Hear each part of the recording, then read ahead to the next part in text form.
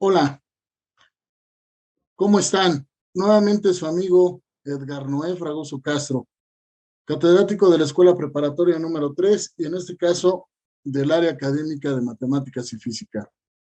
Hoy nuevamente contemplaremos un tema interesante del área académica de Física, el cual es perteneciente a la materia del universo y sus campos, y en concreto será la ley de Ohm.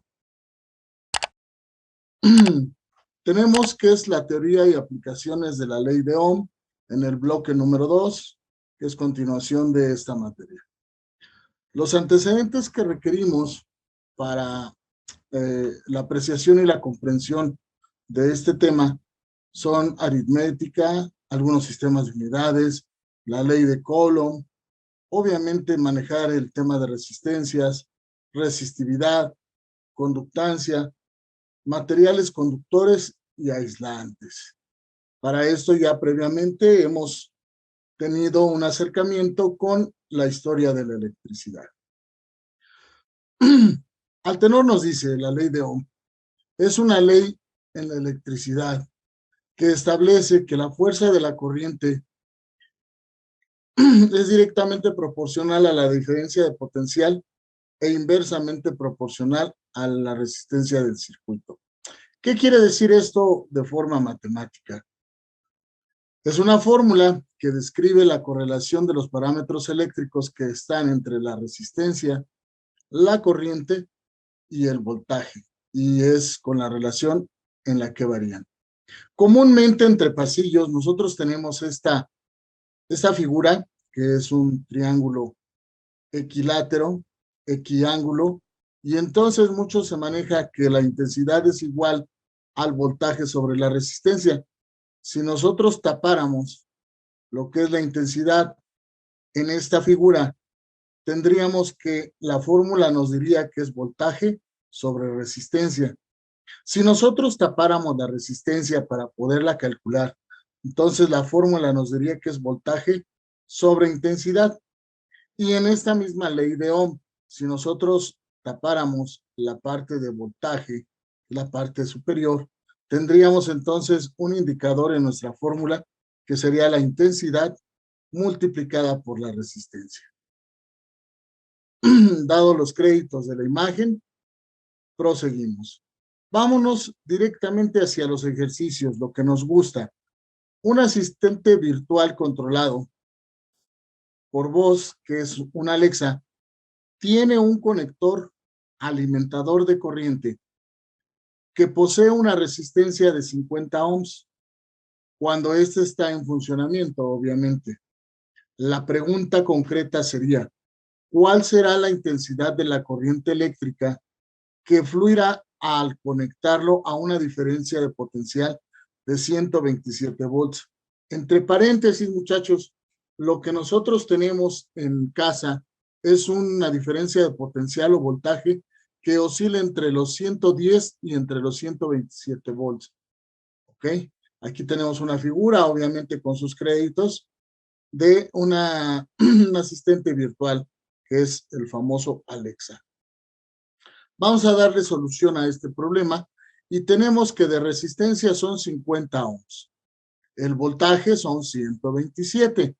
Si tenemos la fórmula o la ley de Ohm que nos establece que la intensidad es igual al voltaje sobre la resistencia, entonces nuestra intensidad es igual a 127 volts sobre 50 ohms. Esto nos da un total de 2.54 amperes. Si nosotros resolviéramos matemáticamente, a mí me gusta multiplicar por 1, que es multiplicar por la unidad. Si yo multiplico por 2 arriba y por 2 abajo, abajo voy a tener un denominador múltiplo de 100, que es 10 al cuadrado, y 127 por 2 son 254. El 10 a la 2, cuando sube negativo, y por eso nos recorre este punto decimal de 2.54 amperes. Porque nos dice que la ley de Ohm, en la intensidad de la corriente eléctrica, tenemos que volts sobre ohms equivale exactamente a 1 ampere. Continuamos y tenemos explicación práctica. Para comprender mejor esta ley, recurrimos a un ejemplo de hidráulica. Siempre la física tiene relación entre electricidad, hidráulica y etcétera. Imaginemos una manguera conectada al depósito de un camión de bomberos. En este ejemplo, los elementos equivalentes a un circuito eléctrico son los siguientes. En el caso del voltaje, equivale a la potencia de la bomba de agua del camión. La bomba de agua aplica un voltaje, la potencia con la que manda el torrente o el flujo del líquido. Obviamente estamos hablando de un circuito. Seguimos. La resistencia.